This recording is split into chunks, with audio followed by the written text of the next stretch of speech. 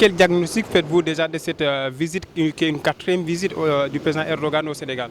D'abord, nous sommes très fiers de recevoir encore son Excellence le président de la République de la Turquie, son Excellence M. Tayyip Erdogan, qui est un leader charismatique dont sa personnalité n'est plus à prouver. Donc c'est un grand plaisir de le recevoir ici encore pour une quatrième visite officielle au niveau du Sénégal pour les partenariats privés et les partenariats qu'il va nouer avec le gouvernement du Sénégal pour que tout le programme du chef de l'État, son Excellence M. Macky Sall, puisse aboutir dans le cadre du plan Sénégal émergent. Donc c'est une visite dont tout le monde l'a vu tout de suite parce qu'au début les échanges c'était de 400 et quelques millions.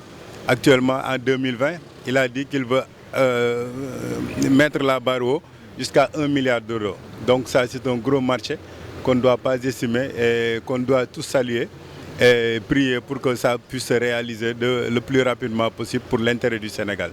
Alors vous avez parlé tantôt des BTP aussi, des projets du président Macky Sall pour le développement du pays.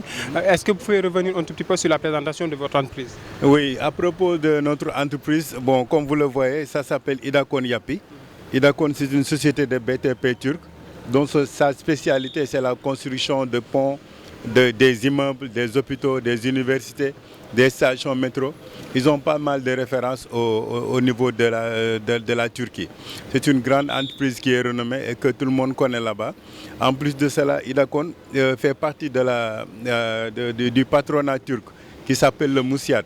Le Musiat, ça regroupe toutes les entreprises turques, du BTP, de l'agroalimentaire, du textile, de tout ce qui est travaux et tout. Ça regroupe l'Idakon. Et le PDG, il s'appelle Idriss Deguer, c'est le président directeur général. Et son adjoint, c'est M. Ali Hassan Bey. Ils sont tous venus ici, accompagnés du président de la République, pour assister à ça. Et tout récemment, on a ouvert un bureau ici au niveau du Sénégal, à la cité Télium, villa numéro 54. C'est là-bas que se trouvent nos locaux. C'est juste en face de la CNTV. Donc nous sommes implantés ici et nous voulons apporter notre savoir-faire. Faire un transfert de technologie, parce que vous savez que maintenant le monde avance très vite en matière de construction et tout, il y a toujours des évolutions. Donc c'est pour cela que nous sommes venus ici, amener notre expertise et puis participer au développement de notre pays. Parce que si l'entreprise est ouverte, il y aura des Sénégalais qui vont travailler là-bas. Donc ça pourra réduire un peu le chômage et puis donner une autre formation plus qualifiée à nos ouvriers qui sont là. Donc pour être bref, l'Idakon c'est ça. Si vous avez d'autres questions, on peut toujours répondre à votre question. Alors la dernière question, c'est juste vous demander comment est-ce que cela s'est passé, l'intégration des Sénégalais en Turquie? L'intégration, disons, ça a été facile. Du moment où les Sénégalais, tout le monde connaît les Sénégalais. Ils ont une bonne éducation, c'est un peuple qui est très respectueux des lois et règles dans les autres pays. C'est un pays qui est hospitalier. On nous appelle d'abord le pays de la Teranga. Donc partout où on part, en Amérique, en Europe, partout en Asie, on amène toujours cette Teranga là-bas. On amène toujours cette bonne éducation que nos parents nous ont inculquée. De ce fait, les populations qui vont nous accueillir, ils vont tous nous aimer parce qu'ils vont voir nos comportements. On va contribuer par exemple au développement du pays parce que si on part là-bas, on travaille. C'est la main-d'œuvre. Si on vend dans les rues et tout, dans les marchés et tout, ça contribue aussi parce que les marchandises, on va les acheter auprès des comptoirs turcs. En plus de cela, les Sénégalais sont des exemples. Ils ne vendent pas la drogue là-bas, ils ne font pas la prostitution. Il ne faut pas ça. Le travail et la maison.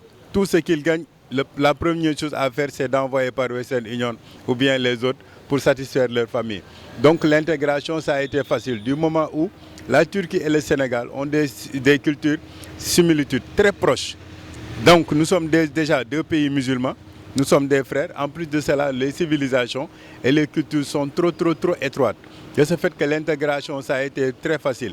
Mais tout ça, c'est grâce au président Recep Tayyip Erdogan qui a su apporter l'aide aux étrangers qui sont là-bas, surtout les Sénégalais. Il a beaucoup d'estime à propos du peuple sénégalais. Il nous a aidés tout récemment. Lorsqu'il avait reçu le président Macky Sall, son Excellence, il lui avait promis de régulariser tous les Sénégalais qui sont dans les territoires. Et chose qu'il avait promis et il l'a fait. Il y avait plus de 2500 et quelques clandestins qui étaient là-bas sans papier. Il les a tous régularisés. De ce fait que tout le monde vient et part quand il veut et comme il veut. Donc l'intégration, franchement, on remercie Dieu. Et on remercie aussi nos parents qui nous ont inculqué cette éducation pour qu'on puisse amener là-bas, faire un exemple là-bas, être un exemple et puis revenir dans notre pays pour accompagner nos amis turcs ici pour qu'ils puissent travailler et amener leur expertise au niveau du Sénégal.